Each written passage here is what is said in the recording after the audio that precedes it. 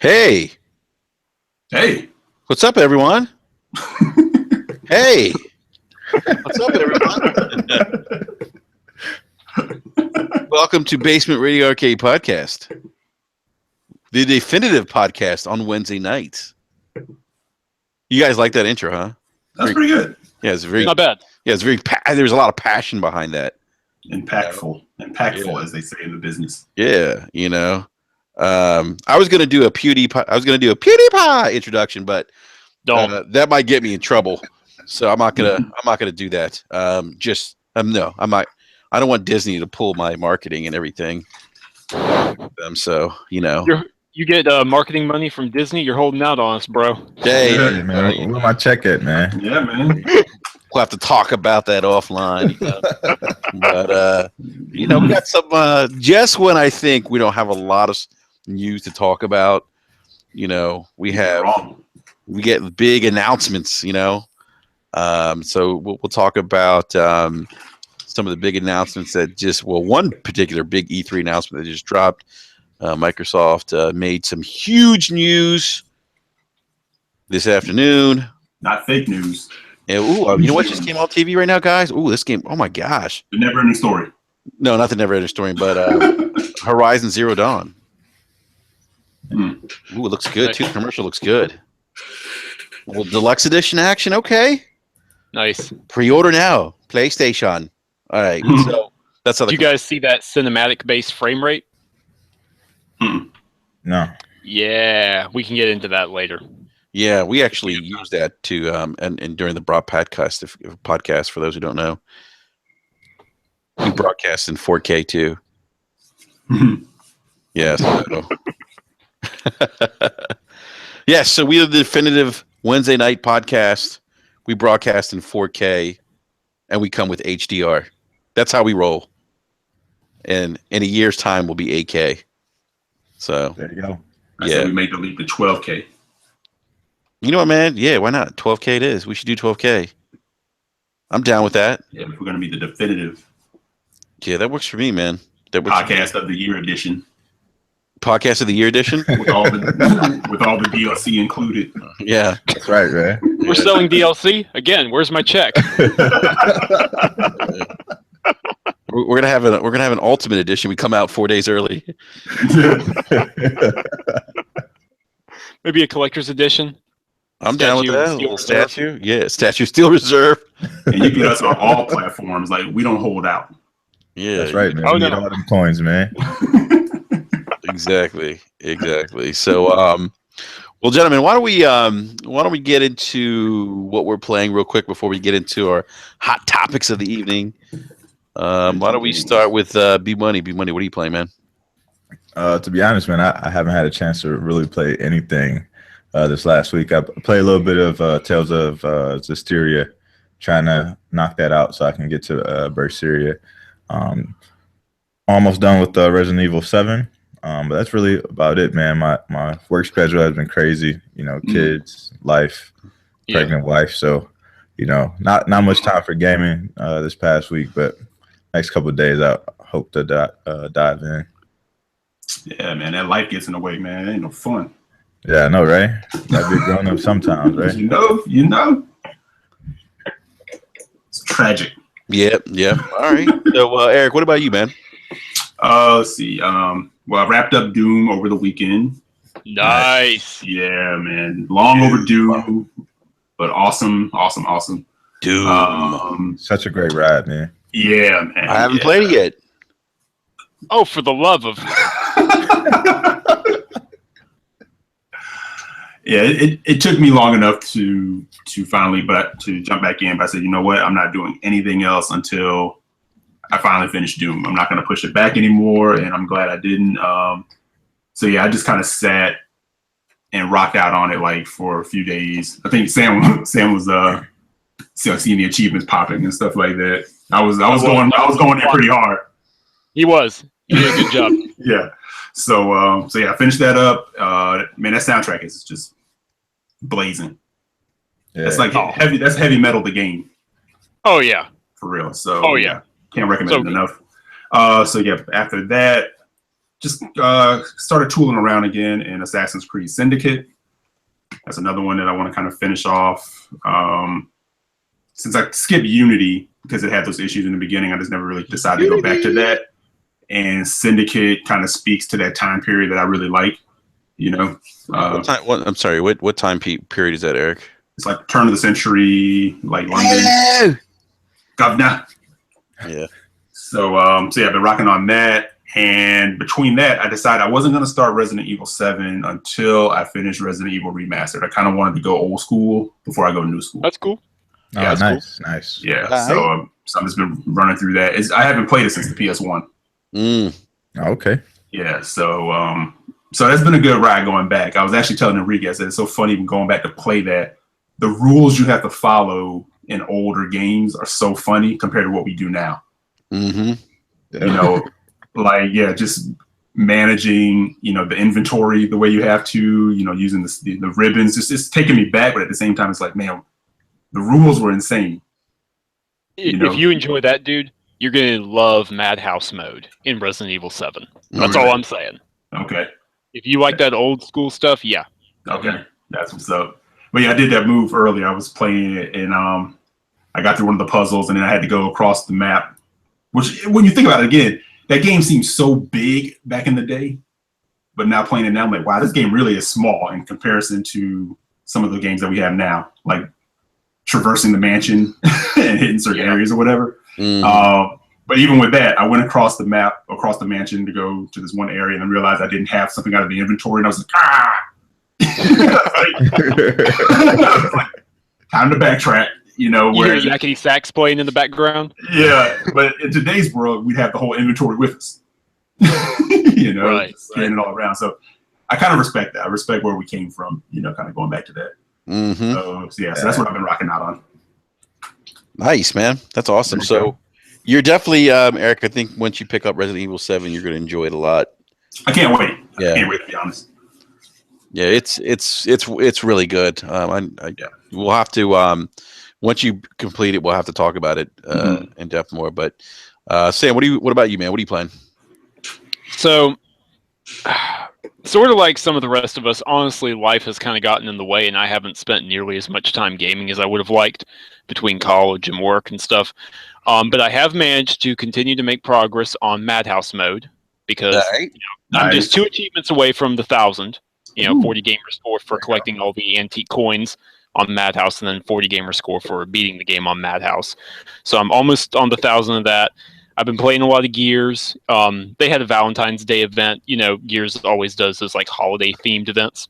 Yeah. So those are always really cool. Like this time it's with special torque bows that make heart sounds and like heart explosions. It's stupid, but it's fun.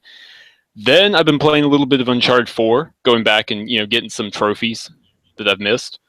Nice. like the Ghost in the Cemetery one.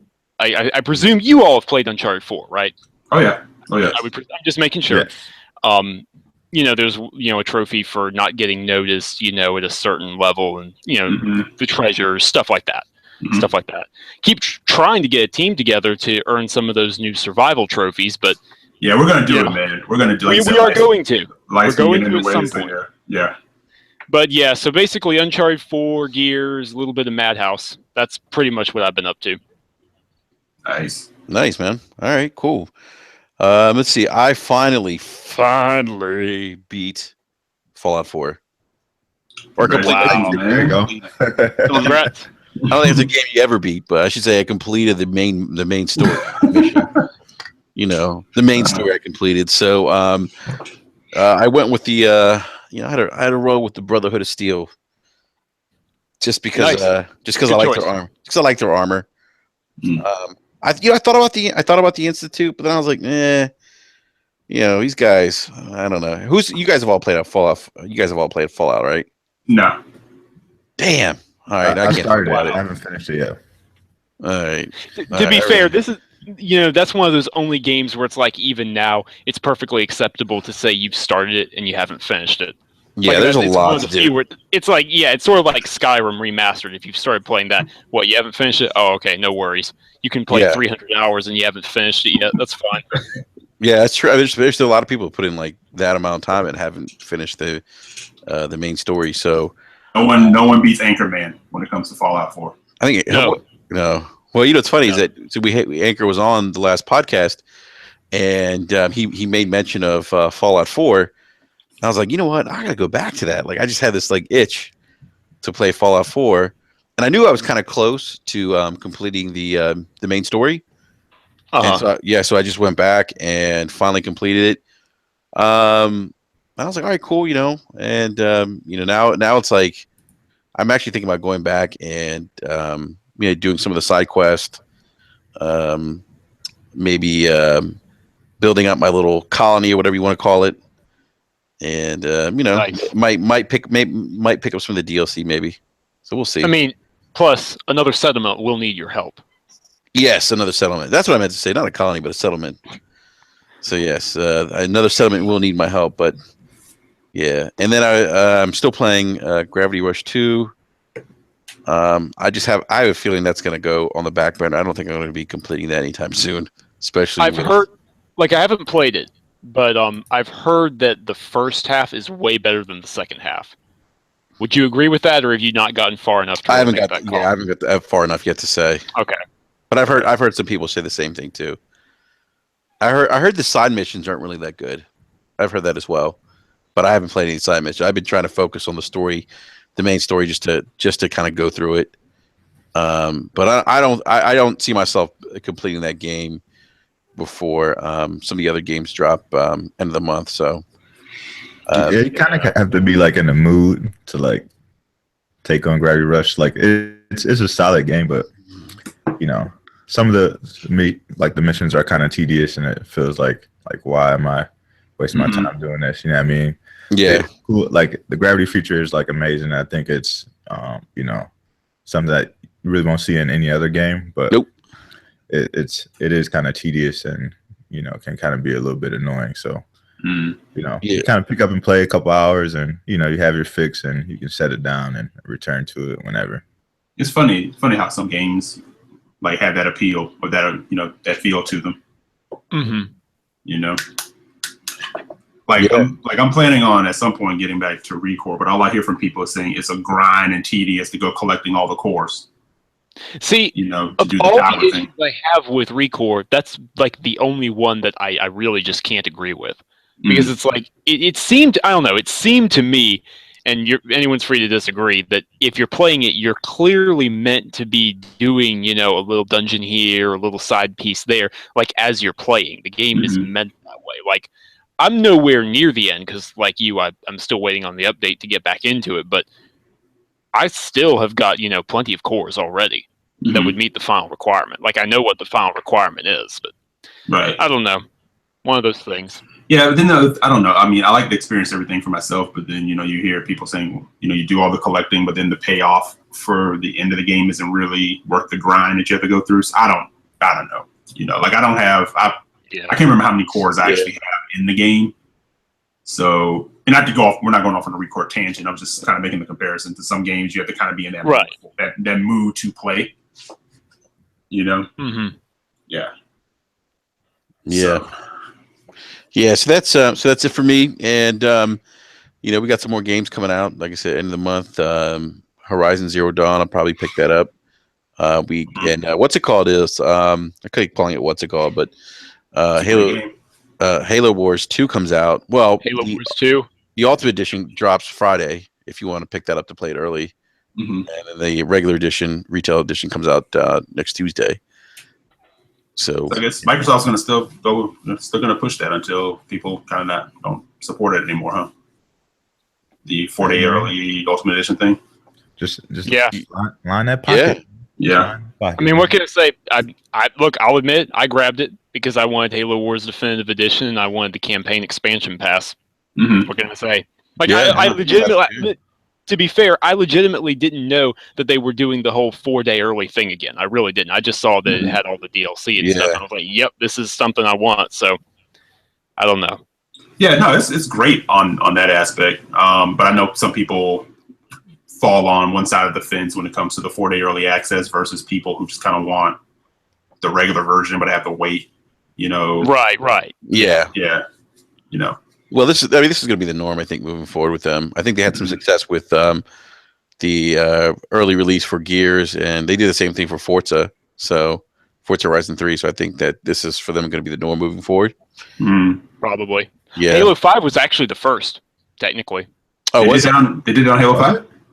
Okay, so technically they did it on Halo 5, but there's I don't know, can I derail us for a bit? Because there's actually a funny story as to why that is.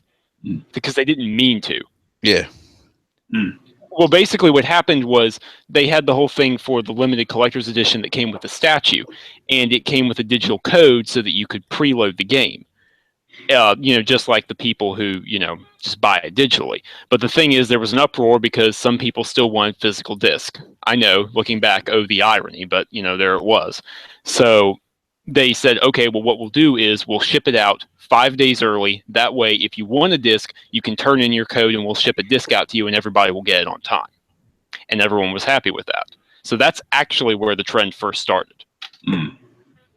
Okay. All right. I see. I didn't even know that. I just learned something new today.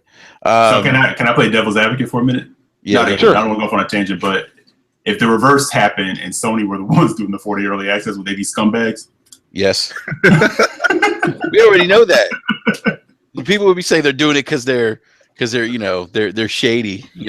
Typical Sony practices. Typical Sony Does practices. it count if all the Japanese games come out like 3 weeks early in Japan first? That's sort of similar already. No, because you're not North American they're not thing. charging you like extra for that. That's just a region thing. Yeah. I mean, if you want to import it, you can do that. You pay a lot more than an Ultimate Edition, though. Yeah, that's true. Yeah. You can import it. Oh, I'm sorry. I'm just playing devil's advocate. Yeah, funny man. It's like, it's just funny to me. When Typical Sony practices. something dark side. Yeah, Oh my goodness. Too funny. All right, moving on. Let's switch gears here. Let's move on. Cavs just won, by the way. If anybody's watching the Cavs Pacers game, Cavs won. Yay. I don't know, B-Money. I'm a little worried about the Cavs, but we'll have to talk about that another time, man. I'm not. Hey man, LeBron's gone out of Miami. D-Wade left, man. I know it's tough out there, but them boys doing their thing. Hey man, I have no complaints, man. Yeah, the other. You did that 13 in a row. Hey, don't sleep on Washington, man. They're working on the Rockets right now. Yeah, man. Don't sleep on Washington. I'm hoping Spo can finally get some props. Yeah. John Wall's the best. John Wall's the best point guard right now. That's all I gotta say. Nah, Deion Waiters is, man. Yeah, you're crazy, man. You're crazy. John Wall. Who? John Wall, best point guard in the East. Who? Man, I'm going to mute you. Moving along. Yeah. Getting So back we're on not subject. going to get an NBA talk right now. So okay. So we're what 4 months from E3, and today Microsoft. 4 months. What'd you say? 4 long months, man. Yes, I'm ready for E3 now. Yes, 4 long months. So Microsoft made a big announcement today. This is pretty big. So as we all know, Microsoft typically has their E3 press conference on Monday. Usually it's Microsoft, Nintendo, Sony. When Nintendo doesn't, they don't do the traditional E3 press conference anymore. They have puppets with their Nintendo Direct. I'm laughing because if they show them puppets this year, man. Yeah, I'm laughing because I think it was you, B-Money. We were talking about the Nintendo Switch reveal. You're like, they better not bring those damn puppets out for the Switch. And then EA. Well, EA did theirs on Sunday last year, but they had typically had their conference on Monday. So it was like Microsoft would come out in the morning. Then it was like EA, Ubisoft, and then Sony in the evening. And so today, Microsoft announced that they're moving their E3 press conference, their briefing, to Sunday, Sunday, June 11th, starting at 2 p.m. Pacific Standard, 5 p.m. Eastern Standard Time. And they kind of teased the Xbox Scorpio. So I know we've talked about the Xbox Scorpio and maybe Microsoft needing to do a separate event so that they could focus on strictly software, video games at E3. Some of us, I think, thought that was going to happen, and now we know that's not going to happen. They're going to spend probably, I would imagine, some considerable time talking about the hardware. I think there's the motivation behind them doing this. I think for me, it's obvious. It's they get to have a little bit of the limelight for 24 hours prior to Sony coming on and having their E3, because we all know Microsoft would come on first in the morning, and then by the time Sony came on and after Sony's press conference, we sort of forgot about, at least for me, kind of sort of forgot about Microsoft's or press conference, or weren't talking about as much, or it wasn't being discussed as much in the media as Sony's press conference. So they get a lot of the focus and attention from the media and from the fans for a good 24 hours prior, actually a little bit more than 24 hours prior to Sony's E3 conference. Although, who knows, maybe this provokes Sony to move their E3 conference to maybe Monday morning. Who knows if Sony will react to this, but definitely big news. I think we'll probably see some games running. I'm pretty convinced we'll see some games running on the Scorpio. They'll definitely show Forza. That's probably the worst kept secret in the room. That game's already running 4K, 60 frames a second on that console. But they'll probably announce some other maybe partnerships, maybe some other developers or other games that are coming out for the Scorpio. These games probably won't be exclusive. They'll be on the Xbox One S as well, but they'll probably have some features that take advantage of Scorpio. But real quick, guys, I want to go to you guys, get your thoughts on this. B Money, let's go with you, man, because you've been to E3, you've been to the Microsoft press conference. What are your thoughts about this, man? I think it actually, them deciding to move it to Sunday is less to do with being overshadowed by Sony on Monday, and more to do with maybe the partnership or relationship that they have with Bethesda. We know last year with their E3 conference, when they ended with Scorpio, Todd Howard was in the video, and they were talking about VR, and even at the Bethesda conference, they had some VR showings with Doom and Skyrim. And we know initially there was some talks about VR on Scorpio. So I think this has more to do with Bethesda probably having their event later on that day, and Microsoft being able to show off the hardware, and then coincide with Bethesda later on in the day showing off some VR technology on the Scorpio. Yes, it's great to have it earlier. I mean, I feel bad for the people who usually fly in on Sunday, because now you have to kind of get there one day earlier, spend a little bit more money to be in a hotel or whatnot. But I think it's super exciting. I think them not having an event before E3 was kind of the writing on the wall. And I've been talking to you guys about this for a while, and I kind of had an idea of how their show is going to go. I don't think they're going to spend a lot of time talking about the hardware. Really, I think they'll show off some benefits, and then they'll put out a press release detailing the hardware, and the media will take that and run with it, and it'll blow up in the media, and that's how people will learn about the specs and things like that. So I mean, it's exciting, and I look forward to what they're going to show me. All right. Yeah, that makes sense. Yeah, Eric, what about you, man? No, I think B Money's onto something there. Who? No, I think we were talking right before we came on. I said kind of saying the same thing. Like B Money was just saying, I think it's kind of aligning with Bethesda, to maybe show some like Scorpio features and things like that. But I mean, I'm hyped just for E3 in general. I'm more concerned with the overall games as opposed to the hardware. I'm not concerned about what the hardware is going to do. I'm not one of these people out here underestimating it or overestimating it. You know, if the argument is compelling, I'll buy it. Same thing I said with the PS4 Pro. You know, initially I wasn't really looking for or getting a Pro, but you know, as I get a 4K TV, I'll end up getting one. And same thing with Scorpio. If the games are there to support what I want, then I'll get one. I'm just looking forward to what they have from a game announcement standpoint.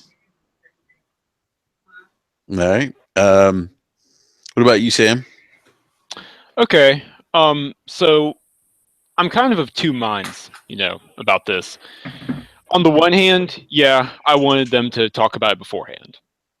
All right, I did. That's just all there is to it. I wanted to do a whole tech demo. I'm one of those guys though who could listen to Mark Cerny talk for an hour and a half. You know, I'm okay with that. I know a lot of the general public may not be. We have these, but that's all right. We have these trees. They're happy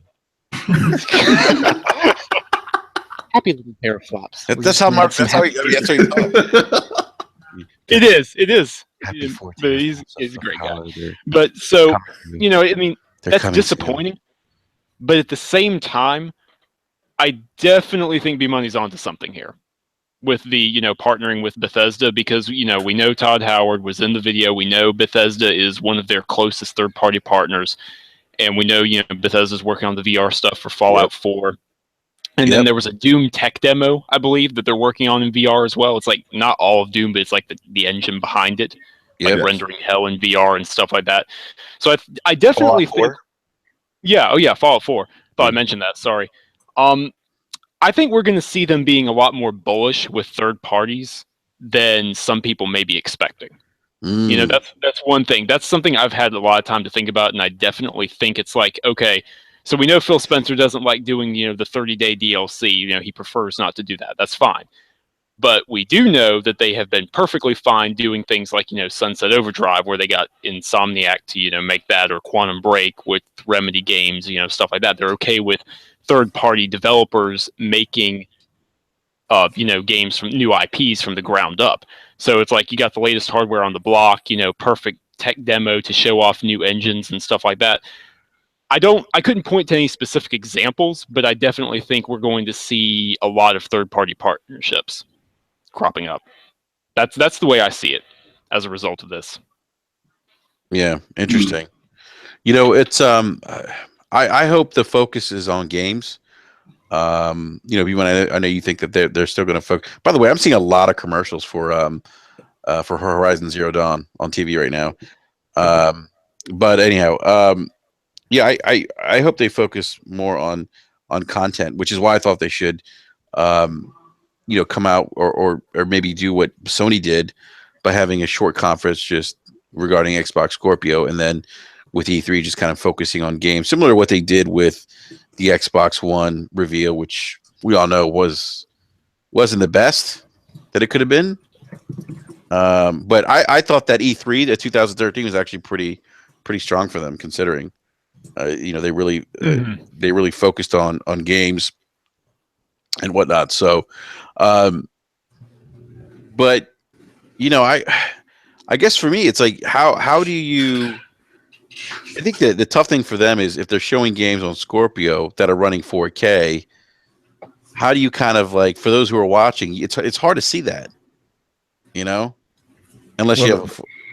The one thing I think you'll see improvement on is not just 4K image, but there'll be different textures between the Xbox One version and the Scorpio. So I think higher resolution textures. Yeah. So what they'll do is they'll probably show. Well, they may not, but what I would do if I was them would be show a standard Xbox One,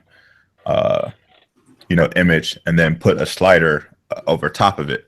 So say, this is base Xbox One, and then throw a slider over top of it. This is Xbox Scorpio image. And, once you show that, then do a side by side, show off the differences, then move on. Like, yes, people who bought Xbox One last holiday or whatever, getting the S, they may be slightly disappointed that there's a new console if they're not, that into gaming like we are. Like if they're not a hardcore fan, they may be slightly disappointed that they feel like they spent money on a console and then there's a new console the next year.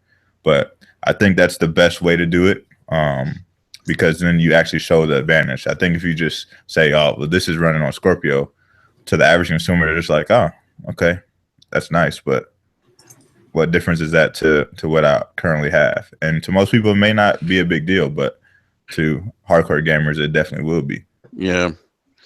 You know, I think one of the things that I think would, and look, I'm obviously I'm excited to see what Scorpio could potentially offer me as a consumer. But I've kind of tempered my expectations of what this device is going to do until I see it at E3. But I always thought that, that they should, and I know they won't because they don't want to, they don't want to, kind of fracture the base, if you will, of the people that own the Xbox One console. But I always thought they should at least try to, or have exclusive content designed for, or that utilizes the power of the Scorpio. Because I mean, they will eventually. I mean, because think about it, we know that this isn't going to last forever. The Xbox One isn't going to last forever. And when there's a successor to the Scorpio, I guarantee you it'll be like, okay, this is the newest, hottest, 8K, whatever, blah, blah, blah, HDR plus, just all that good stuff. And then Scorpio is now what we're developing games for from the ground up.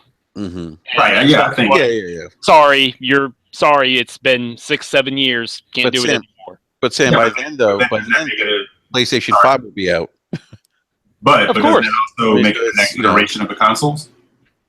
Because I mean, you're not going to get exclusive content on the Pro. You're not going to get exclusive content on the Scorpio. They're considered mid-generation refreshes, right?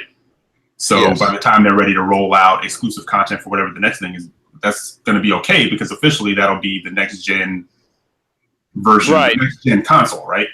Although the generations, that word really has kind of lost its meaning now, if we're being honest.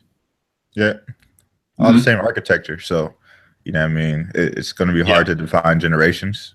Right. The game will look better. They'll run better. They'll play better. But a technical generation will no longer be a term that we can use in the near future. So, and I think when Enrique mentioned, the PS5, I think what you'll see is like a refresh of the PS4 Pro, a slimmer model of it, and then that'll become effectively whatever the Slim is now. And then, of course, I'm sure you'll see the same thing whenever Microsoft decides, whichever way they decide to go. But yeah, I think, as the console generations as we knew it are pretty much over. But that's why I kind of say, too, you look at these two consoles for what they are and what they are supposed to be. Again, people should temper their expectation. Yeah, well, I mean, I think the as a consumer, you definitely want to, see what they're offering, see what the actual specs are, and then the price. I mean, we haven't talked about price in a long time. I mean, this thing could maybe sell at. I don't see it. I'd be surprised if it came in at $399. I'd probably see it at $500, but I could be wrong. No, and I just want to like be on record as saying when I say temper expectation, that's not saying don't be excited and don't be hyped for what's coming. Oh, I know what you mean. You're just we don't know. You're on the pony dust, man. Yeah, right. It's just the way people are talking about it. It's like they're talking about a new console launch, like what we do at the beginning of a generation. And again, some people are one of these things are. Eric, some people treat it like it's the second coming of Christ. In the interest of being fair, if they keep this model up, they're never going to have a traditional console launch again. No, I mean, if we take that perspective, this is a new console launch. If they're taking the iterative 4-year model, because I mean, okay, look, let's be realistic. The 360 PS3 getting support for 10 years thing, that ain't happening again. No, that's not happening. There were a lot of factors that stretch that generation out. That's not happening. Main factor being recouping losses, on both sides. Both sides, But it's interesting. I mean, so then is it a situation? Then I mean, I guess for me, it's I'm used to, and all of us are. We were all used to console durations, console gens lasting 5 years, except for what you just mentioned, Sam. Like the last one lasting like what seemed like an eternity. I guess I really want to see though. really exclusive content on both consoles, both the Pro, both the Scorpio, built from the ground up, utilizing the hardware and seeing what we have. Because for me, it's like 4K, and we've talked about this a lot. Like 4K for me isn't enough. I don't like resolution's great, but what about like smarter AI, right? Yeah, I mean, we've been saying that for a minute now. That's better overall gameplay experiences. Yeah, better graphics. I mean, I'm afraid that as gamers, we're getting too caught up in this resolution talk. 4K, and then after 4K, the next thing's 8K. That's all fine and dandy.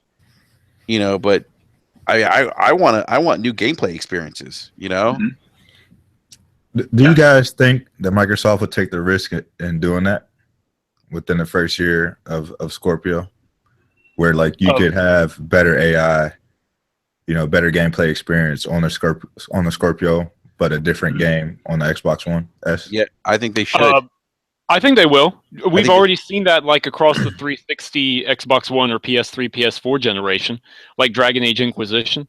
I don't know if any of you guys ever got to compare the versions, but the AI is way smarter in the newer versions. Way smarter. Yeah, but you know what? I could see them doing it in a year, and they might get some shit for it. But if they put out a game or two a year, that really that was exclusive to the Scorpio, I mean, why would you do that? You want people to buy this, right? You want people to go out and buy this product. B-Money, you brought this up. All these people went out. We look at Microsoft's numbers from holiday of 2016, right? Didn't they have their best holidays or something in terms of console sales? Yeah, it was their best, 1.5 million in December, and their year over year in the third year of the console's life, which is actually unheard of. Okay, so if they had third year and fourth year, you usually see a dip, and then it'll go back up. So if they had this much success, right? How many people are really going to go out and buy a Scorpio now? What's the incentive now to buy a Scorpio? For us, as hardcore gamers, the incentive for us is obviously maybe the 4K, the bump in 4K resolution, better frame rates, stuff like that, right? But for the consumer, all these consumers just went out and bought an Xbox One S in record numbers. What's the incentive now for them to buy a Scorpio? And this is why I think the idea of them at some point having to release maybe some exclusive content makes sense, because if you want to drive sales, if that's what they want to do, for the Scorpio, why not make content that really, really kind of, gives people that kind of holy shit moment? Look how great this game looks.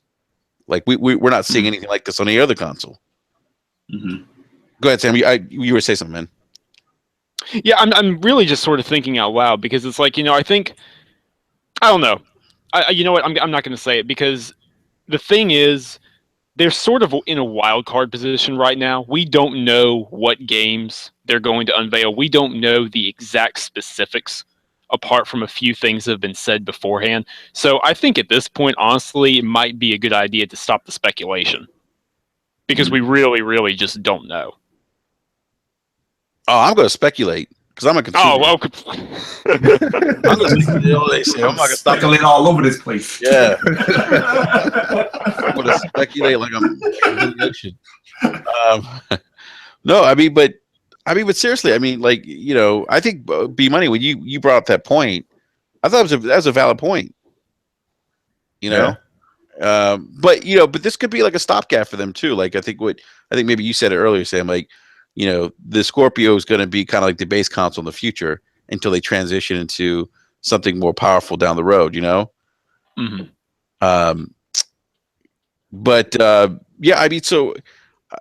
I think they should show exclusive content. I wouldn't have a problem with it.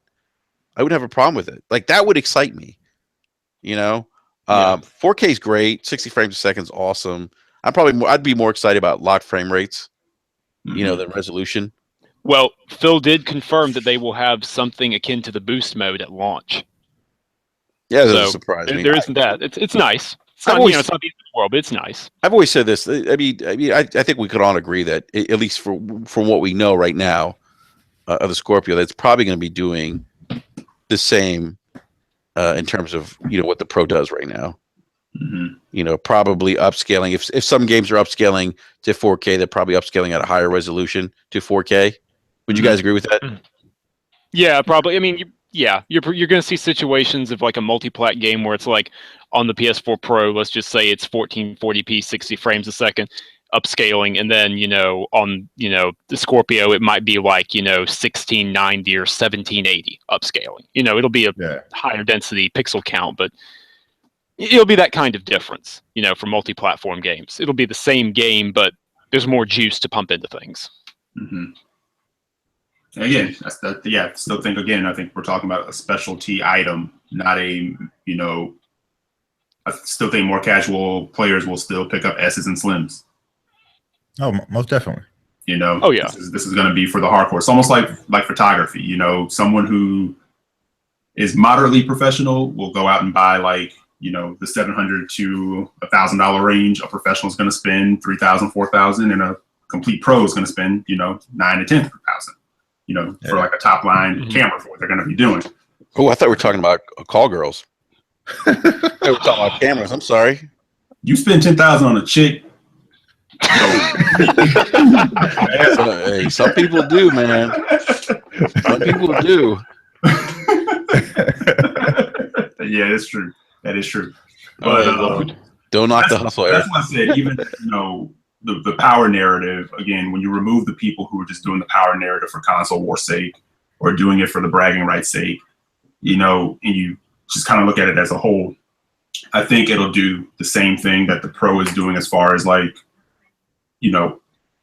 it's doing for sales for Sony. I don't think it's going to be one of those things, and I could be wrong. I'm just saying, even with that power narrative, the casual consumer, who is the one that really makes up the bulk of everything, not as hardcore, we just adopt really fast, I think it'll be like the same thing. That doesn't mean failure. That doesn't mean it's not going to be widely accepted and something awesome. It's just the average consumer is not looking for that. No, they're not. I mean, obviously this thing's geared towards us. But the one question that keeps coming up in my mind a little bit with some of the things that have happened over the last year or so with Microsoft is, like for me, I mean, I went out, I bought the Xbox One. I paid my $499 for it, right? Had to have that Connect. Had to have the Connect, right? Right. It won't work without it, man. Yeah. Remember, the Xbox One won't work without it. Yeah, man. Come to find out, it works without it. It was like I just got like a It's Always Sunny in Philadelphia flashback. The Xbox One won't work without the Kinect. Caption comes up the screen. The Xbox One will in fact work without the Kinect. Yeah, I mean, 2013 was a crazy ass year, man. So here's the thing. Here's what I'm thinking about. So $500, right? What a bargain! And then what'd you say? What a bargain! Yeah, what a bargain! And here's the other. So we go out, and now I got to spend. And who knows? I mean, we don't know what the price is going to be. I'm going to throw, let's say, another $500 for argument's sake. Now I'm at $1,000, right? Right. But now I can play Microsoft exclusive content on my PC now. Right? So does Microsoft really want me to buy an Xbox? I don't know. At this point, I could have taken that money and I could have built a pretty decent PC. I don't know. I mean, people swore up and down on NeoGAF that they would just buy Titanfall on PC when the first one didn't come to PS4. And then lo and behold, 95% of the sales were across the 360 and the Xbox One. So people have been saying that for a long time, but well, no, I'm saying for me, as a consumer, what's the incentive for me? I'm just saying, with the money that I've spent, if I'm going to go out and buy a Scorpio and I bought an Xbox One and now I can play my games, because I've given a lot of thought to this, I may look at, and I said this to you, Eric, I may look at building, a decent gaming rig. Mm-hmm. Do you already own a 4K TV, Enrique? I do not. Oh, that's the other thing. I don't have a 4K TV. Neither do I. So I mean, if you look at the investment of money and the fact that I can play, and I'm playing devil's advocate here, by the way. I don't want. There might be some fanboys that might be listening. Oh my God, he's bashing the Xbox. He's on the pony dust. No, that's not what's going on here. Definitely an awful lot over there, Enrique. Yeah, I do. I do tell you, man. He did 3 lines before the podcast. Yeah, right. Yeah, my lips are ashy white right now. Joe Rogan. Joe Rogan. Y'all got any more of them teraflops? Yeah. Exactly. Yeah. No, but I mean, so Chicken Spaghetti said they don't care which of the platforms you buy. When 10x1, they care about retention. No, and I get that. But then why be in the console business then? If you know what I mean? Like, why is, and I understand the retention piece, but why, like you could just have Xbox Live as a service and just sell your software or whatever, and just do it like that. But that's whatever. Nels Coney said Enrique Pony confirmed. Thank you. Enrique working on thumbs down. Yes, I am. Yeah. So no, I'm just thinking. So I'm just thinking out loud. And Chicken Spaghetti makes a great point, by the way. It's true. I mean, they don't care what platform you buy their first party content on. I understand that, but for me, it's like, I don't know 4K TV. I'd have to buy another box. I understand 4K TVs are getting cheaper, but you guys need to realize something. Not cheaper is not always better with 4K and with HDR. No, you're going to get what you pay for. Yeah, you're going to get what you pay for. I think right now Samsung probably has one of the better 4K HDR TVs with the KS8000. Mm-hmm. Well, I don't have it yet, right? That's the one I'm aiming. That's the one I'm looking at. Yeah. I mean, that's a solid. I mean, for what you're getting in terms of price, it's a great TV. That TV is $1,000 at the 49-inch model. So yeah, so it's 49. Yeah, the 49-inch. You get the I think the 55 inches went down to like 1,100 at Best Buy this week. Yeah, yeah. The 49-inch are consistently under $1,000. Yeah. So, but I guess my point is this. I mean, unless you really want to buy a 4K TV, and I'm not there yet. I'm waiting for. Mm-hmm. I'm going to wait on 4K for another year. You drop in 1,000, and then you're dropping, let's say, another 500 on the new Scorpio. You're in 1,500. Yeah, and some of us have to drop another 1,000 for a comfy couch. Yeah. And comfy couch. That's where you're going to be sleeping with that 4K TV and the Scorpio. Yeah, right. When you come home with all that, your wife's like, "What the hell?" Yeah. So that's outside, man. But no, I think seriously. I mean, I've been putting thought into this, and I've been thinking, why not? I mean, if I don't have to pay for, because if you're a PC gamer. You don't have to pay for Xbox Live, right? To play these games online? No, to play the games online, yes. You'll still want Xbox Live Gold for a lot of other things. But right now, online multiplayer for the PC is not behind the gold paywall, yes. Okay, so I say myself 60. Yeah, for argument's sake, I'd probably just keep it anyway. But I could build a nice high-end rig. I mean, for $1,500, I can get a decent rig, right? Decent. Yeah, right. And I got the flexibility. Nowhere near, I'll be honest, so that the thing a lot of people ignore is that consoles get way more specific, manufacturing and API level programming. That's why something like Horizon Zero Dawn is capable on a PS4. And I got news for you, that's not capable of happening on a $400 computer. It's the same with Gears.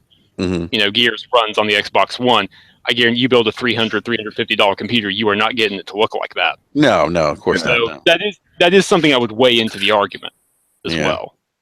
But I'm talking about spending the money on the TV at $1,000 and spending maybe another $500 on a new console and taking that $1,500 and building a PC from scratch.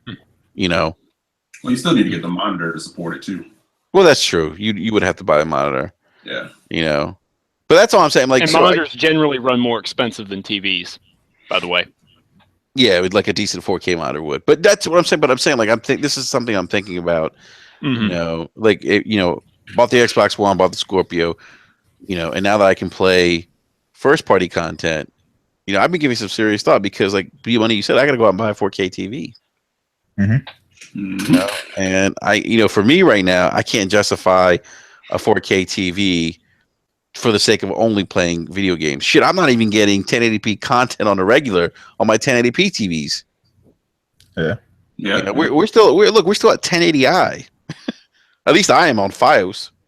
Yeah, no, most people are still rocking with cable. That's what most cable providers are still giving. 1080i. That's crazy when you really think about it, and it's compressed. It is compressed, yeah. 1080i, which is crazy. Yeah. So I know I just went into this whole No, but it's all relative, man. I mean, it really is. Those are things that you have to really think about. It's not just picking ultimately up it comes down to. Sorry. Go ahead, Eric. No. Go ahead. I was done. I was just saying, ultimately, because I've had this conversation with other people. As someone who does own his own great PC that he built, it comes down to what suits you better as a gamer. What are you legitimately more comfortable with? Because it's not the same. I will tell you that it's a very different style of gaming. PC Master Race. That's all I guess. I don't know if I could sit in front of a monitor, for long sessions and, rock out like that. I think personally for me, like I've always wanted to like build my own gaming PC and like just jump in there because so many people are like, oh, so much cheaper. Games are so much cheaper. They are cheaper. Games for like $20. You know what I mean? These AAA games that come out. Yeah. It's just like you get mods. You know what I mean? I'm good. I'll just play in front of this 60-inch TV that I got and rock out on this $500 system. Exactly. And kind of some of the reason that I haven't really like looked into that, building out a rig and this and that. Personally, I just don't want the headache of what comes along with what if the game doesn't work, doesn't load, or doesn't, it's not working correctly or troubleshooting. You gotta do all this extra research, like why isn't the game working? You don't want to go into the command prompt and find the right float, num variable that has to be reset to a 0.316-bit value. That's fun. I can teach you all about it. No, that sounds like kicking one of your balls. I'm not sure once that Hemi is roaring, I'm sure it's beautiful, but I'm not patient enough. And I know the minute I go to play something, it's like I took off the restrictor plates. Don't tell anyone. Yeah, and just think like, let's just say like the newest game comes out and you don't have the drivers installed and you're just like, why the fuck isn't this game working? You know what I mean? Like, oh yeah, that would be like super frustrating. You know what I mean? I've actually run into that. I think I could deal with it. Yeah, see, and I agree with what Maddie just said in the chat. Maddie's like, he couldn't, like, he sits in front of a monitor for 40 hours a week. As a designer, I do the same thing. I said, I really don't want to sit in front. And I know some people say, well, I have mine sitting next to my TV. And it's like, I would be using it for work and gaming. Yeah. So that's not going to work for me either. So, yeah. Right.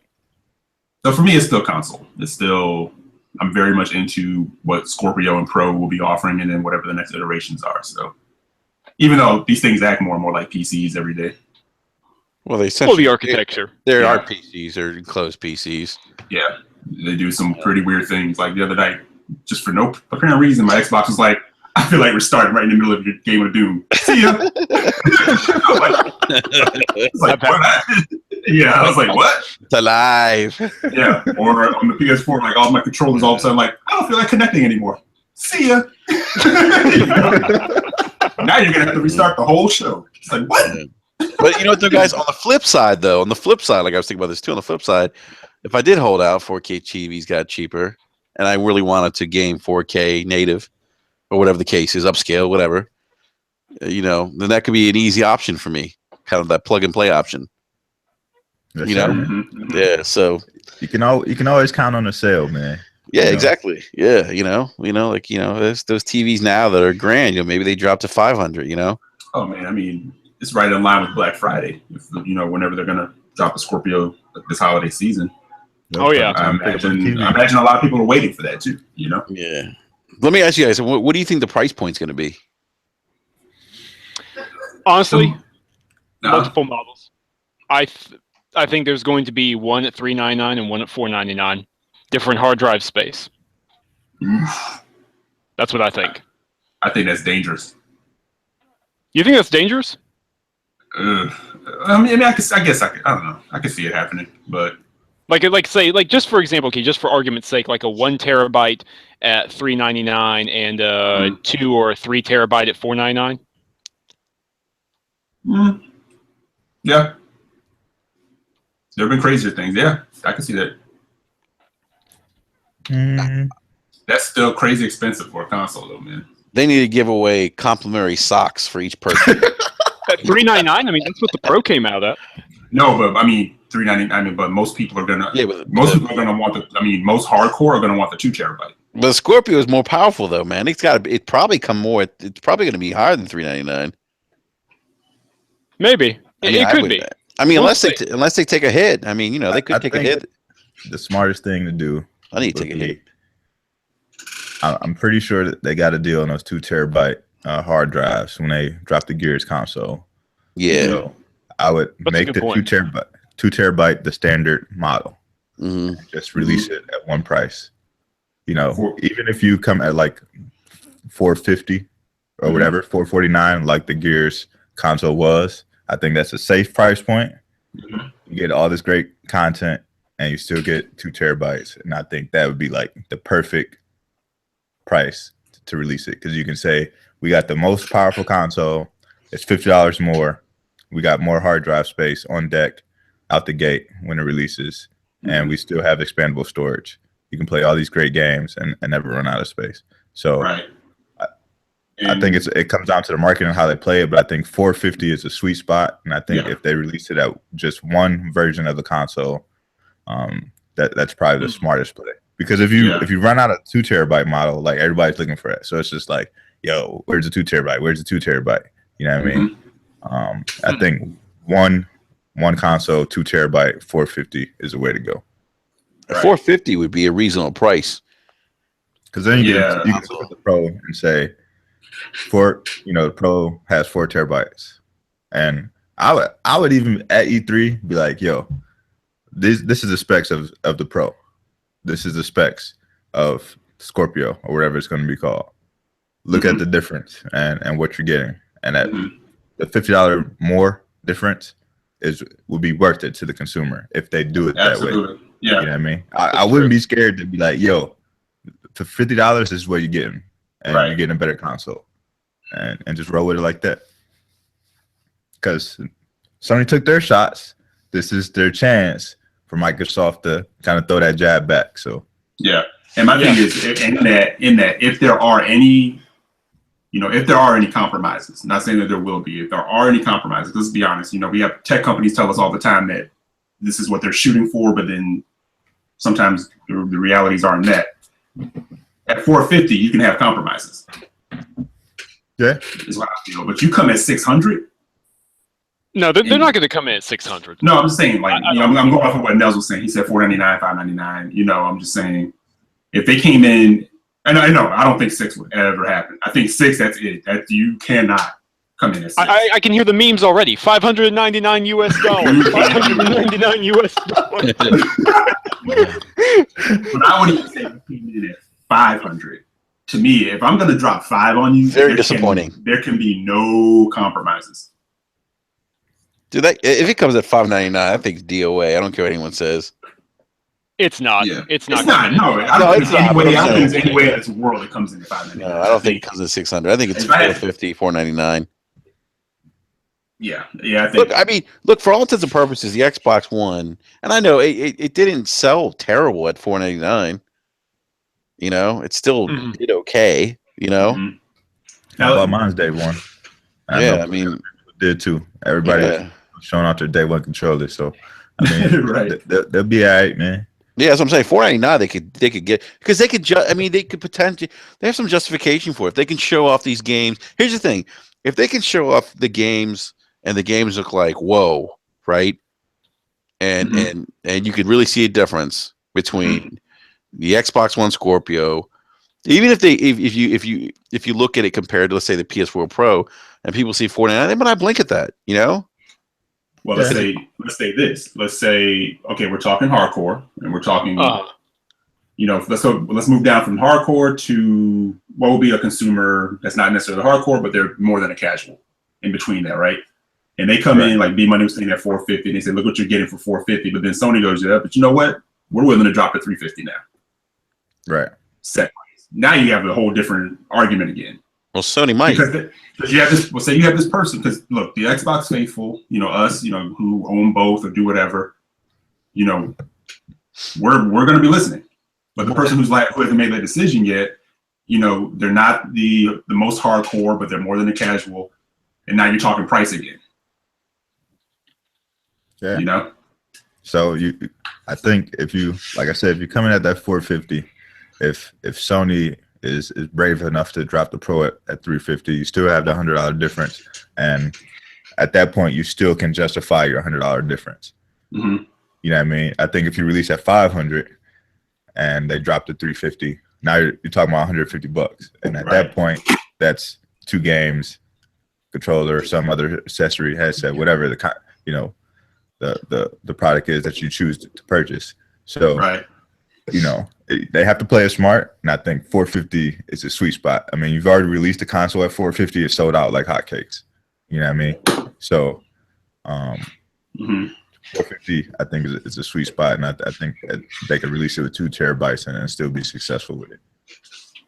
Yeah, I think you should take my idea, include a pair of socks for the console you buy. Get a pair of green Xbox socks. Right. And I mean, you gotta say, and let's say again, like Maddie just brought up too, you gotta have compelling software to go along with it.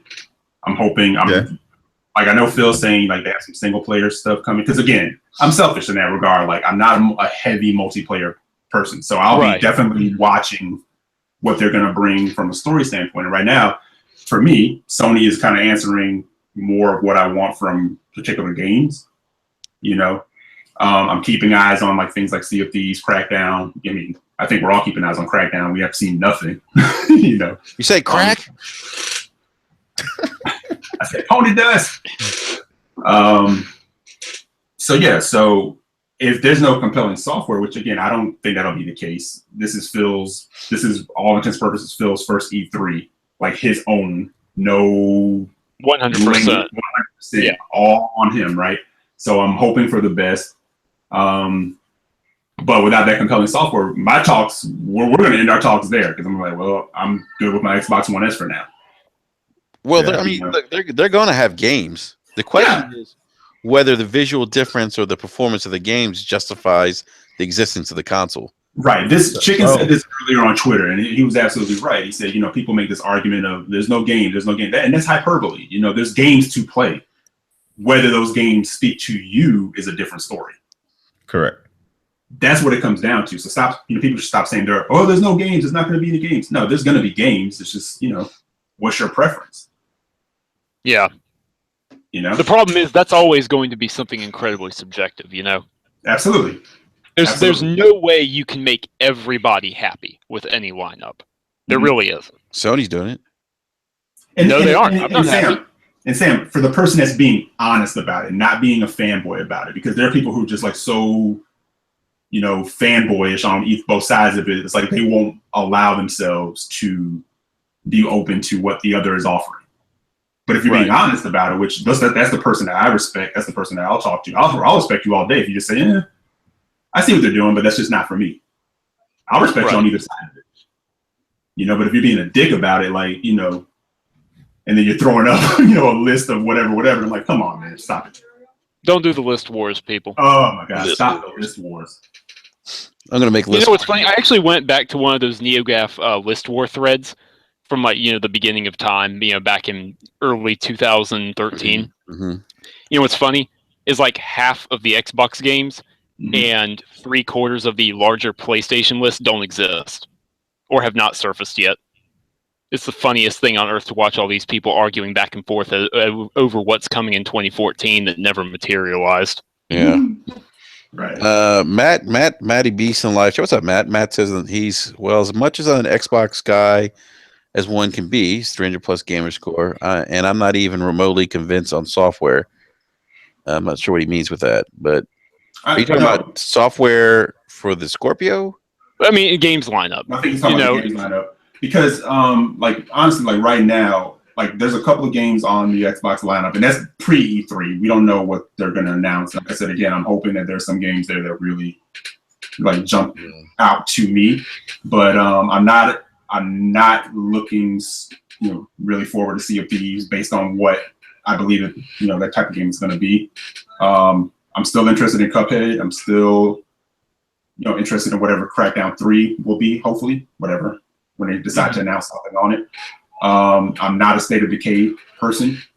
We already talked about I'm not a Halo Wars person. So yeah, so like I said, E3 for me, I'm going to be watching. This is probably the most anticipated E3 I've had from where Xbox is concerned. Yeah, I like you, Eric. I'm really, really kind of anxious to see what other software they have, because this is the first time in a long time, guys, and I've said this to you guys on DM, and I'll say it now. And again, I'm not bashing the Xbox, but I primarily have gamed on an Xbox console since 2002, and the last month and a half, 2 months, I've been primarily gaming on my PlayStation 4, and that hasn't happened since PlayStation 2. And so yeah, I'm kind of like I've been pretty even since. And actually I was talking to Anchor and Sam the other night, kind of telling them kind of where I kind of came in on this prior to like the 2013 stuff. Like coming into that, I had no idea what console war stuff was going on Twitter. Sam told me I was better off for it, which I believe I was. But you were, but I came into it I came into 2013 just upset with like in disbelief of what Microsoft was doing. I'm like, when Sony handed you the playbook of what not to do, launching a console, and I'm like, what are you guys doing? But even with that, I never said I was done with Microsoft. I'm done. I said, hey, they had a stumble. They got some things to fix. They had some things to turn around.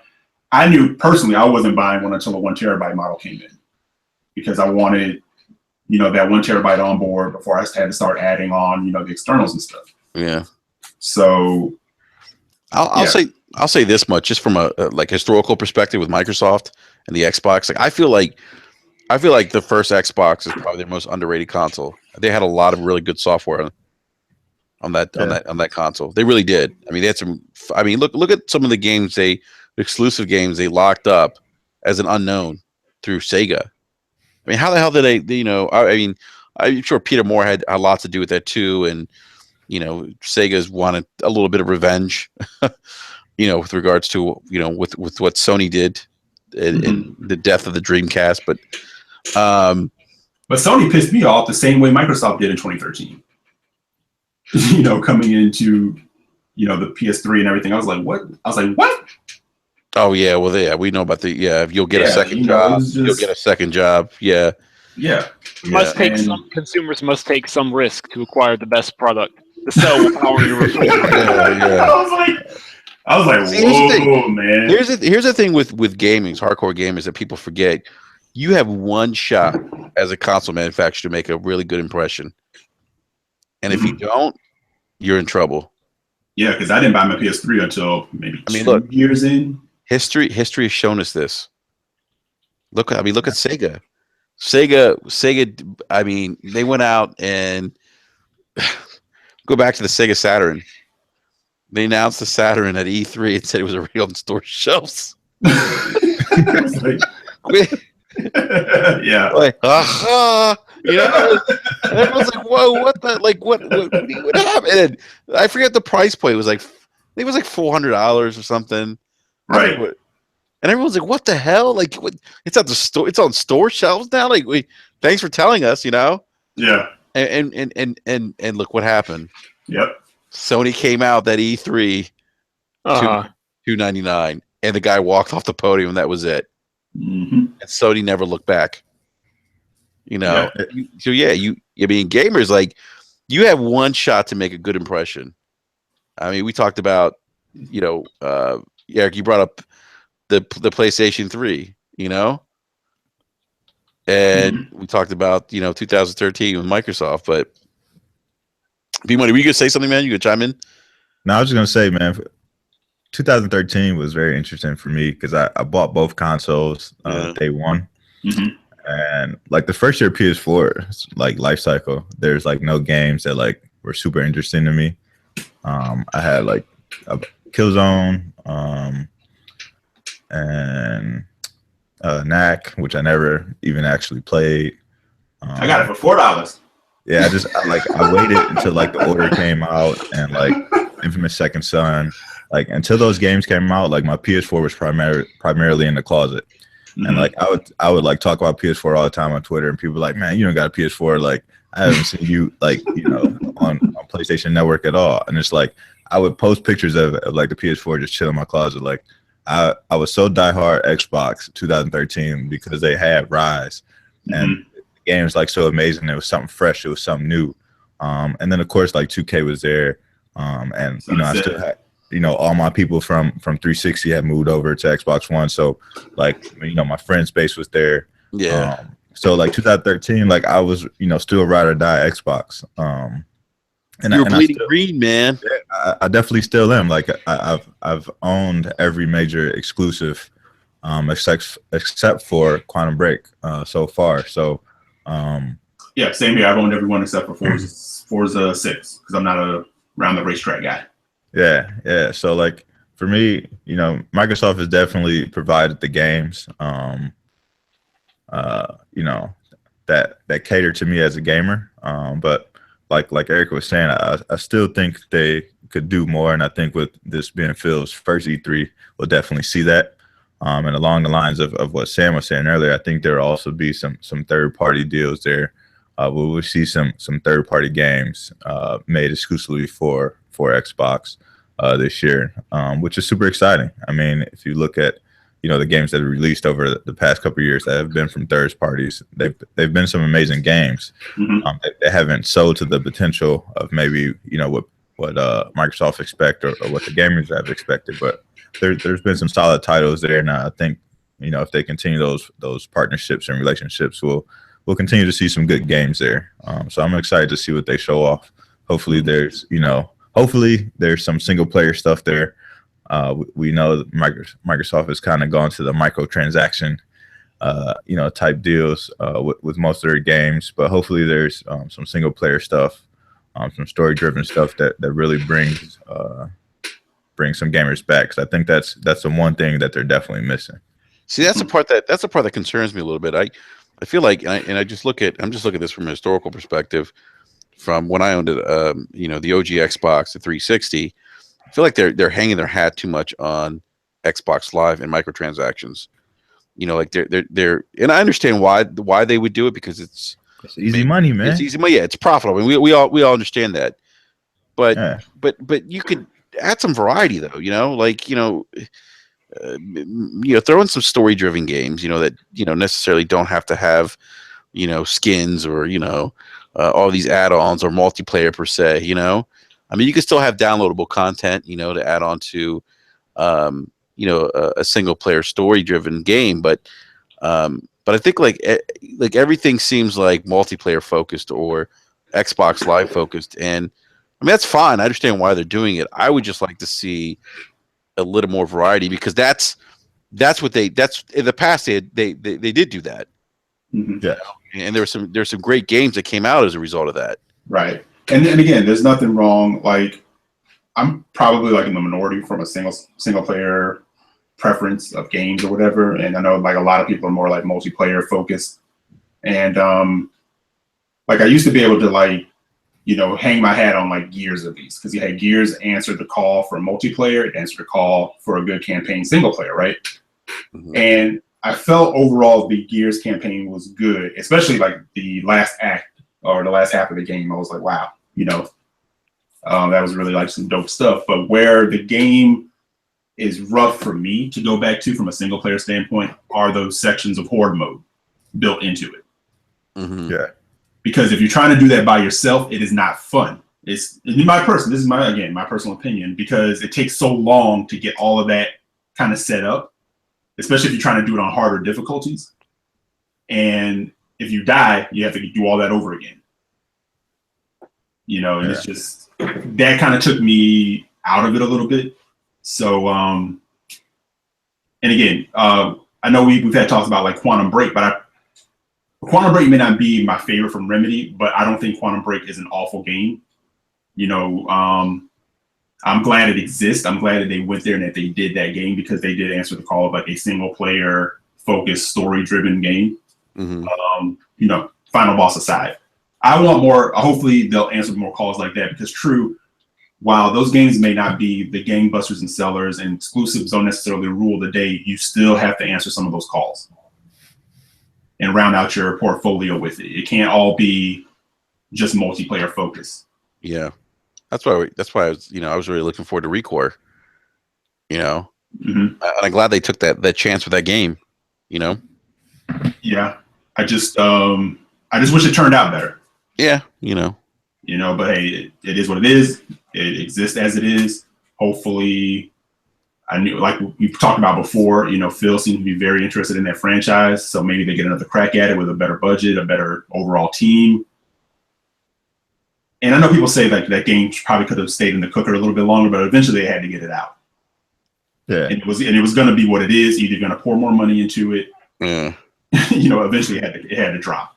Yeah. And it was what it was. And I think they did the best they could with trying to make sure that people didn't feel burned by it by making it a $40 title, which I thought was smart.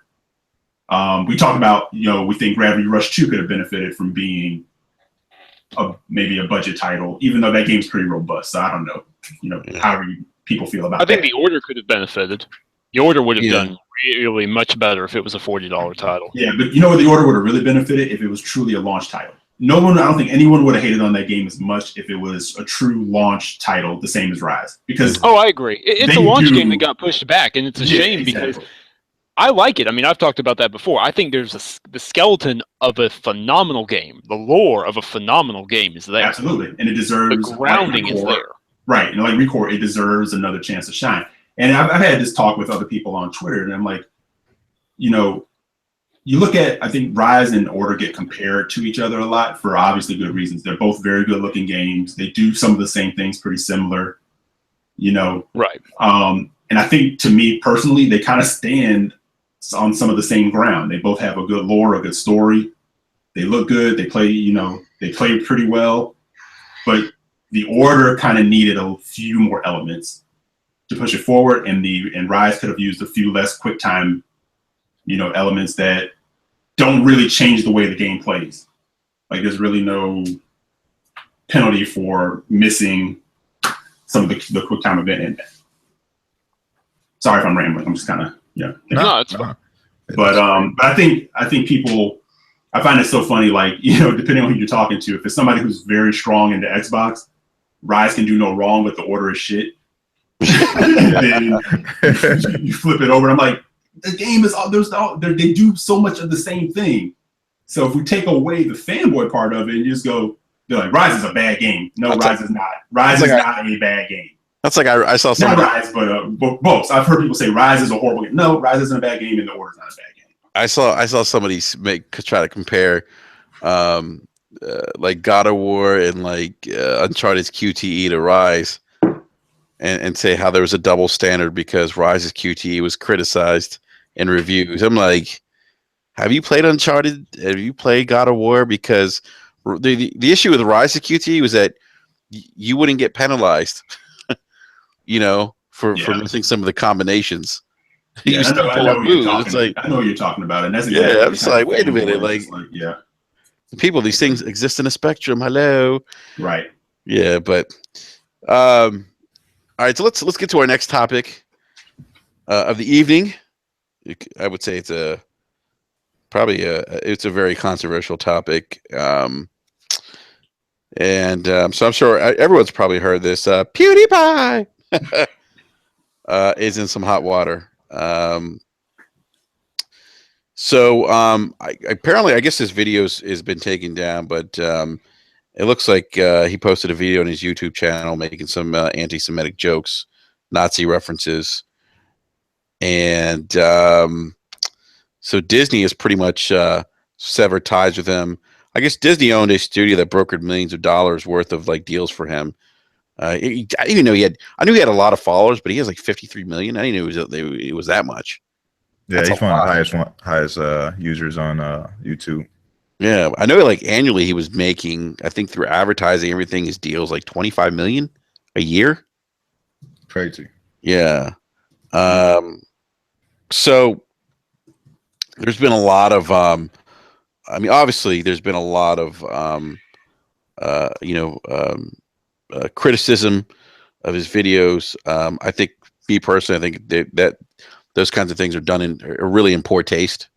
He's kind of, in some ways he's been known to be a little bit, I guess, provocative or I don't want to call him a shock jock or anything like that, because I don't think he's that per se, but he's definitely, has used that kind of form of comedy in some ways. And I think this is an instance where he's gone too far. What are you guys' thoughts on this? I mean, do you think that YouTube reportedly canceled one of his shows? I guess he had a horror show that he was doing, that they've canceled. They removed him from premium ads. And what do you guys think? So, do you think that YouTube should just completely drop him? They probably won't. But what are your thoughts of this?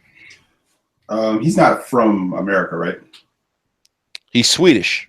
I know that. He's learning how things are done around here. Because as fast as they like to build you up, they tear you down just as quick. Yeah. So I didn't really read too much about it. I didn't really look into his comments. I only know the guy from what we've talked about on YouTube, or what people have talked about on YouTube, and how much money he makes, but I've never really watched any of his content. So I don't, if he was out there in this climate making anti-Semitic comments, then that wasn't very smart on his part. No. And, he did come out and, he did respond to the controversy. He said that he doesn't support any kind of hateful attitudes. He said his channel's not a place for serious politics, that he makes videos for his audience. He thinks that the content he creates is entertainment. But come on, that's not entertainment. That's paying two poor people to hold up an anti-Semitic sign and then quote react unquote to it is not funny. Right. No, it's not. And I was actually getting ready to segue to that he did manipulate. I mean, it is what he manipulated these individuals, these two poor individuals to hold these signs. And the two individuals actually said they weren't aware what the meaning of these signs or what they were holding. Mm-hmm. Right. Wow. Yeah. So, I mean, this is all, my opinion on this is it's all in poor taste. Mm-hmm. It's crazy. It's interesting. Some people are saying, well, some people are saying that the media is doing this to him now too. That this is kind of the media's fault, that they're blowing this out of proportion. I've actually read some of that. Well, everything is driven by the media. Yeah. When people try to blame the media, what do you expect them to do? Yeah, that is their job. That's what they get paid to do. That's how they make their money. So, and anytime there's something newsworthy, what do you think the media is supposed to do? Yeah, that's how they get paid. But he journalism, right? Well, he's even saying that too, that the media is trying to paint him as some sort of villain. Well, everybody loves a bad guy. That's what I said. In the culture that we live in, man, people love to see stars rise, but love more to watch them fall. But that's the thing with shock humor. It's true, Eric. There's some truth to that. But the thing is, here's the thing: with shock humor and what he does. I mean, and we've seen this with other people. People push the boundaries. They push the boundary. They say things, or they push it too far. They push the envelope too far, and this is what happens. Was he ever funny? I never thought he was funny. I thought he was always I always thought he was an oddball, to be honest with you.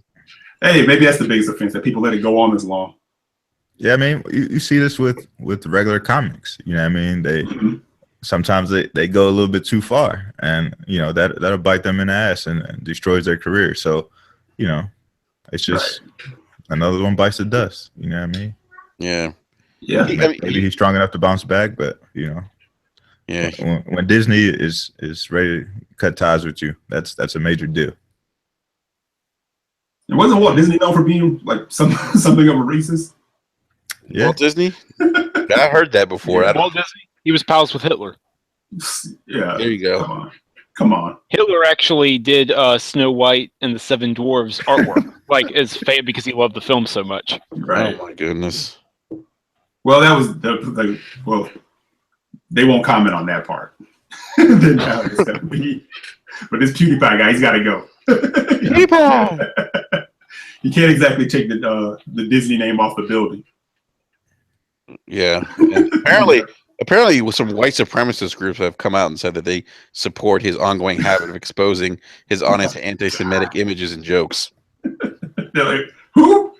It's like some guy named PewDiePie. He's completely racist. Oh, okay. Well, we'll support him. Yeah, and here's the thing: like PewDiePie, like he's not for him to come out and say that he's a victim. At the end of the day, he did this himself. He's the one that okayed this kind of content to be out there, and he keeps, you know what I mean? Like it's not the press that did this; it was his own actions, his behavior. Yeah, and that's the part that kills me.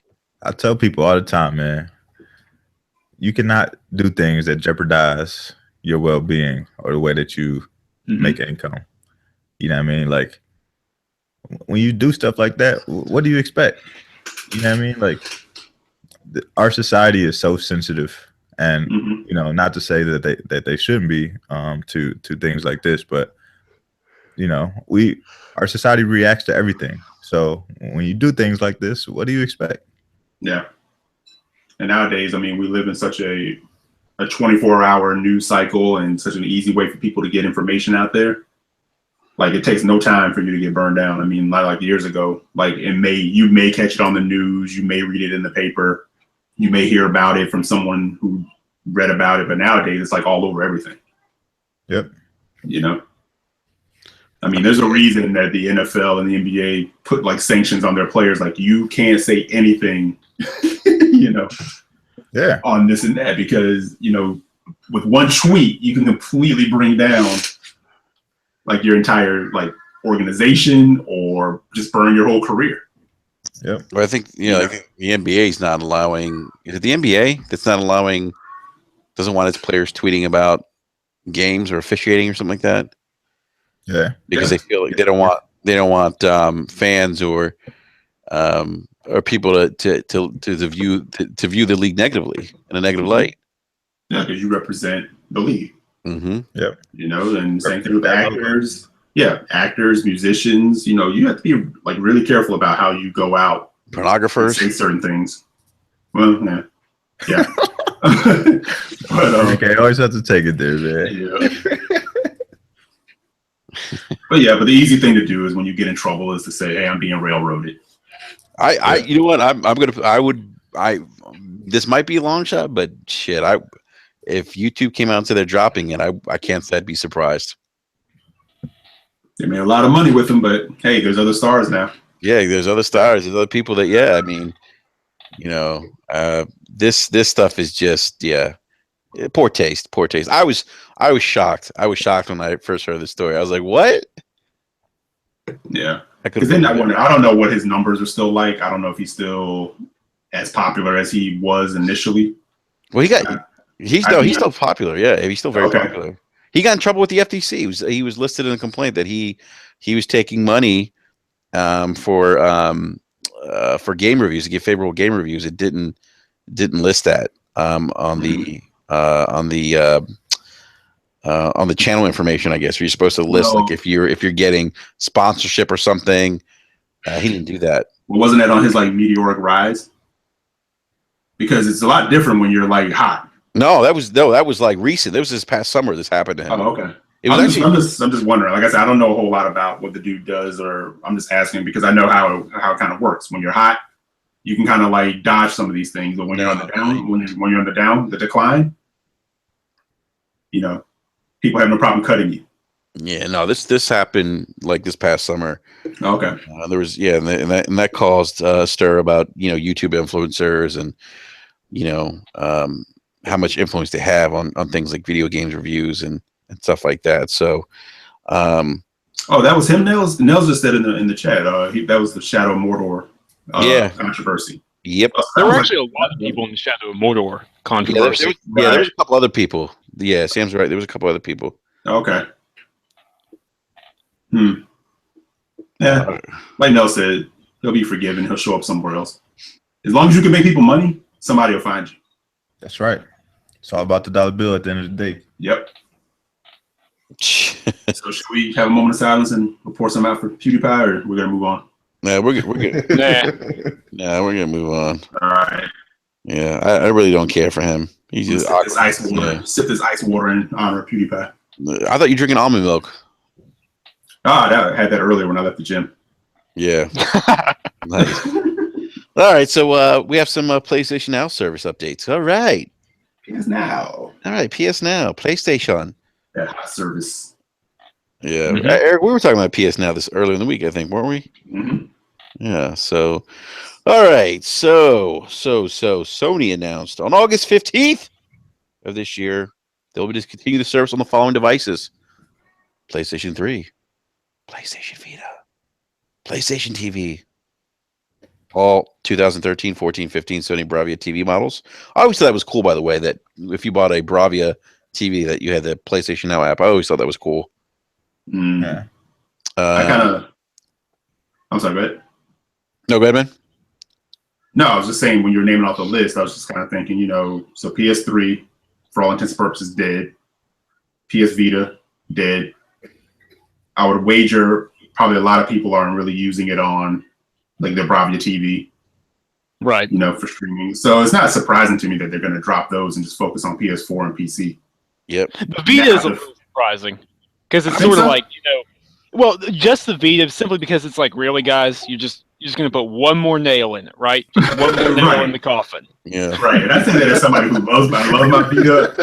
I think the Vita is still awesome, but I'm like, it's not surprising that PS Now is like, it's like the thing can use any support you can give it. And they're like, I don't know why you guys won't let us just kill this thing. They just keep digging that grave deeper and deeper. Yeah. They don't. Sony reminds I'm trying to tell you. Sony reminds me of like Vita reminds me of like the scene from Step Brothers where well, what's his face? John C. Reilly's burying Will Ferrell, and he's like, "I'm still alive." He's throwing dirt on him. I'm burying you. He's like, "Shut up! I'm burying you. Wake up the neighbors or something." Yeah, and Sony does like this relationship thing. Like it's like they try to break up like with the Vita, but then it's like, but we have some new colors coming out. It's like, well, stop playing with my mind. What are you doing? Sony in the Vita honestly reminds me of that scene from The Naked Gun where the building is on fire and exploding in the background. It's all, nothing to see here. Please disperse. Everything's. My favorite line in that movie is "Nice beaver." Oh, I just got it stuffed last week. Yeah,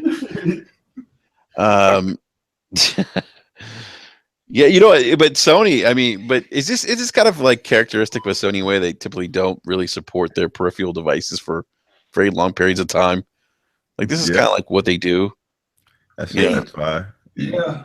It's not smart to invest your money in it, man. So some people have concerns about PSVR. It's like, okay, is Sony gonna like support this thing for the long haul, or I'm telling you, if they don't have a major game at E3, like from one of their first party studios with a major game for VR, don't even waste your time buying it. You know what? That's a great point. I'm concerned. As a consumer, I'm concerned. Yeah, I mean, and the fact that Gorilla Cambridge, one of the best studios they had working on VR games, right? They're the ones that got the axe recently. Yeah, yeah, yeah. You're right, B-Man. I think if they need to show something. Yeah, it's almost like when Microsoft pulled Kinect out of the box and people are like, they're still gonna support it. I'm like, they just killed it. It's like they just told you we're done, So, and they say, and then the to buy it separate, it was like $150. I'm like, they're basically telling you it's done. Yeah. My Kinect like doesn't even work now. It works like for 5 minutes and it turns off. Right. And then where PSVR is concerned, I'm like, people are like, well, it's still supply constrained. I'm like, 2 months later, I'm like, that's a hell of a supply constraint. Like, what do they keep running into like pirates or trying to get it over? Like right now, some shipping dock, there's like 4 containers full of like PSVRs waiting for the mob to pick them up. Oh my goodness. I mean, I thought about, I actually thought about buying one. Not now, but maybe another year or so. Mm-hmm. But yeah, if they don't have anything at E3, I'm a little worried. But then again, VR is hard to demo on stage, and we saw that in 2000. Well, they don't even have to demo it. It's hard to demo, but it ain't hard to talk about. Yeah. I'm saying, but like that could be part of it. Maybe they just don't. I don't know.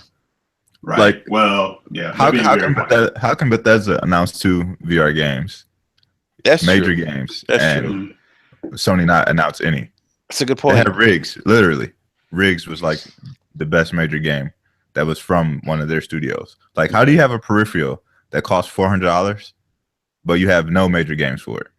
Mm-hmm. Makes absolutely no sense. Right. Or you're letting something like Resident Evil 7. So they're going to pull the Vita move where they let others support PSVR. Yeah. And then they pull back and bail out. And we see for all intents and purposes, we've heard people say how good Resident Evil 7 is in VR, but that's not a good way to support this thing. If you're not going to be out there forefront supporting it, because actually, again, back on the Kinect, I had a debate with a friend of mine who swears by Kinect, and I'm like, you don't think it's funny that Microsoft themselves don't do anything like from a first party standpoint to support the Kinect? They allow other developers. I was like, right. That to me, you have to be the first and foremost explaining to everyone why this is an important device. And if Sony's not doing that with the PSVR, that is very telling. It's very concerning. Yeah.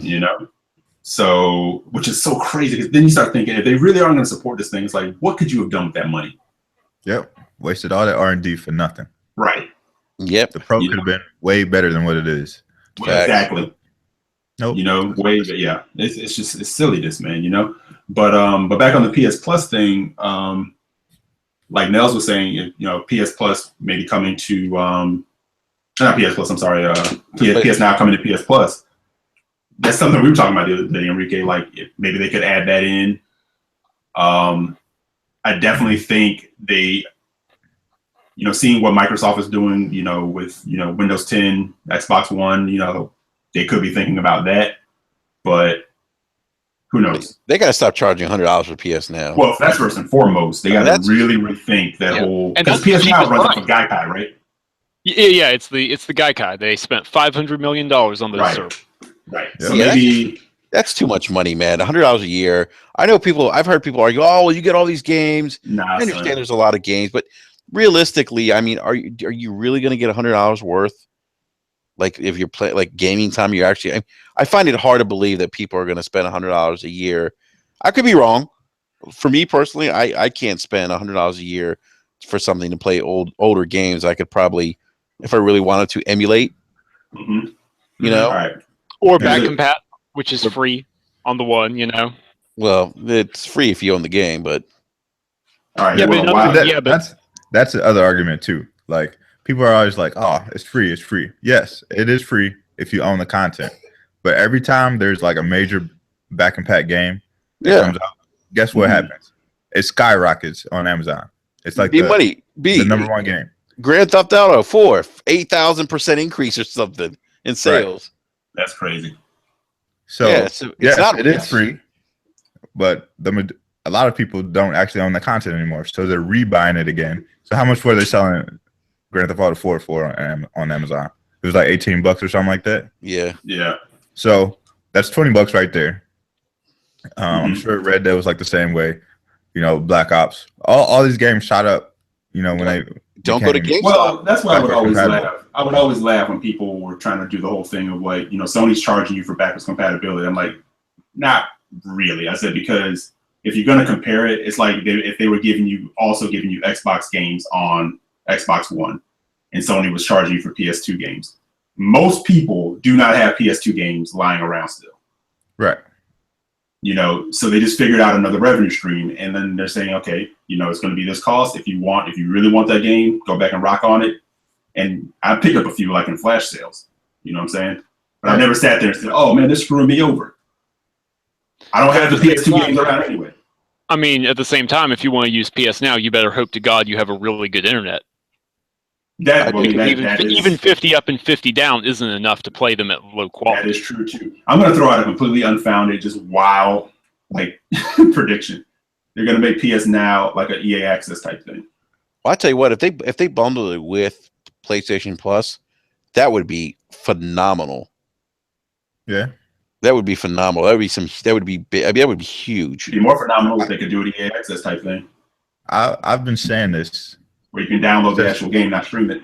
Since the generation started. But I think if Sony and Microsoft both have like great features on the console as far as like the other stuff that you can do as far as like buying movies, listening to music, they have all these other services.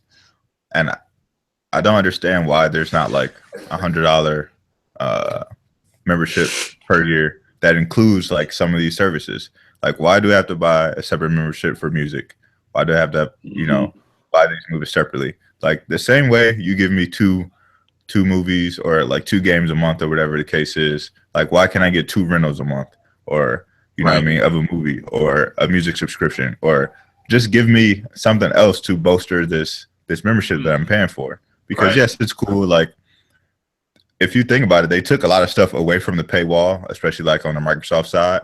So when you pay I usually pay like $40, but if you pay your $60 a year, for Xbox Live, like, yeah, you get, some benefits or whatnot, but you get a lot of those same benefits without paying that for Xbox Live. And people will say, well, you're paying it for the online service. Yes, you are.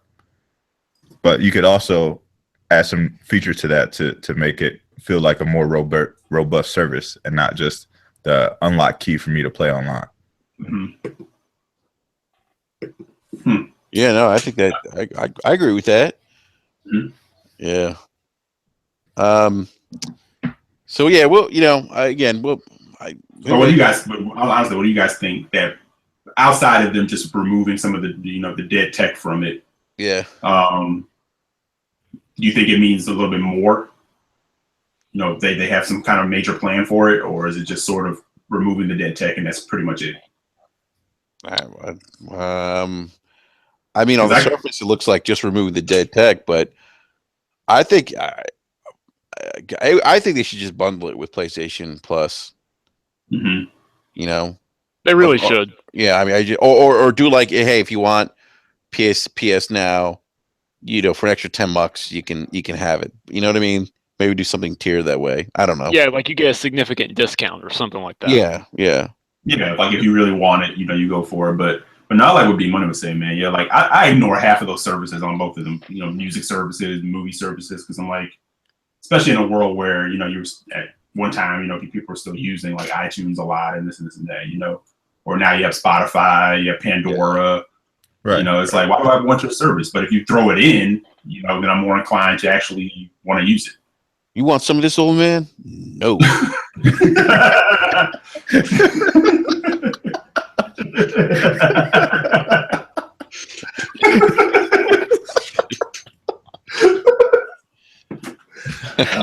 was good. That was good.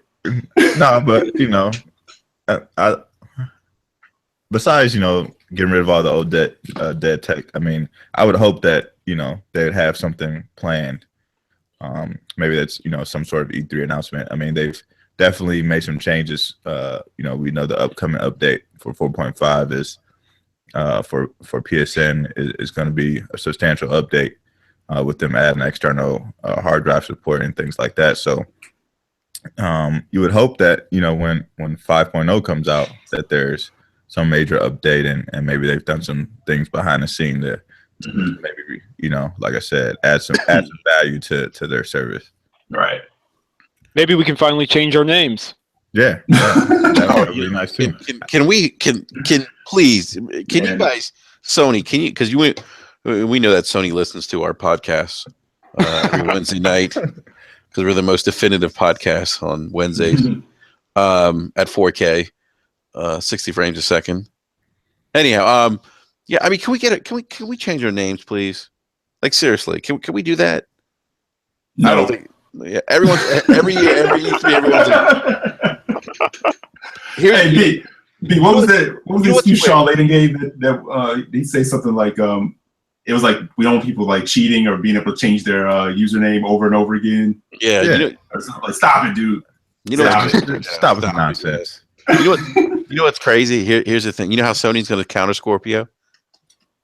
They're going to name change. Yes, and I bet you everyone will talk about that E3. That will be like the megaton. You watch. That's just sad. Like if Sony, that's true, that's sad. Let's like Sony to some extent. Like, and I think this goes back to the fact that a lot of people, even gaming journalists, grew up playing PlayStation. It's like Sony is like for a lot of people, younger people, is like what Nintendo was for us growing up, right? You know. Yeah. And so like something like that, like they would run with it, and fans would be so hyped. Like, can you imagine how hyped like Hip Hop Gamer would be if he could like change his name? Like he would be so hyped about it. He would be like Sony hype man for sure, man. He's like the Sony hype man. Yeah, dude, I would be holding my head down and shame if that trumped like any major game. I'm telling you. The thing is, I think you're completely right. I'm telling you, I already know. You watch. They're gonna change the press conference so like, in the morning time when Microsoft is doing Mondays, and they're gonna announce that you could change their names starting at 12 p.m. and everyone's gonna go nuts. Everyone's gonna scream. It would be that same level after PSX. What was it, 2015? Yeah. Where it was like the worst showing that we probably seen, and like the true like the Sony fanboy was like, "Oh my god, that was lit!" Yeah, like, were we watching the same show? No. Yeah, No. You remember Mr. Hit after hit? Yeah, exactly. It's like you were hitting something, that's for sure. Tony does. But you know what, Sam? I was like, at least that dude is getting paid. Right. Because I'm thinking I'm getting a check from Sony. I'll sit there like after I'm like, then I'm like, oh my god, I can't believe I said that. No, but I mean, you know what? So my prediction: they do the name, the announcement, the name change, and then after that, they go to a cutscene from Shenmue 3. Damn, we just laid out their E3 for him, huh? I'm telling you, that's what's gonna happen. I just don't understand why they don't do it, because like Microsoft, they can give you the free change your name. It's got to be something with the architecture. And then just I heard it has something to do with after that. I heard it has something to do with the way it's the coding or some shit. I don't know. Something to do with the network or something. I don't know. See, if they didn't do PSVR, they could have put hire some of the best techs to figure that out. Right. I don't know. They could probably do it. Who knows why they haven't done it? And why you had to fix the DualShock 4? Yeah, but. Well, gentlemen, we're going to go ahead and wrap up. We can move through our topics this evening. And by the way, live chat, always lively as always. And fantastic live chat. Yeah, always positive too. Respectful, grounded, based. You guys are the best. Yes, you guys are the best. We appreciate you guys every week. Nels Coney was in the house, Fastback, Matty Beast, Chicken Spaghetti. I miss anyone else? If I did miss anyone else, thank you for joining us this evening. And we'll be back next Wednesday, 9 p.m. Eastern Standard Time. And other than that, we're gonna go ahead and wrap up and get back to some gaming. So, B Money, you guys got anything going on tech? Any announcements you want to make? No, not the major just yet, but always stay tuned. We always got something cooking in the pot, so we go live every Thursday night at 11 p.m. So we'll be on tomorrow. Come through and stop by. Awesome. All right.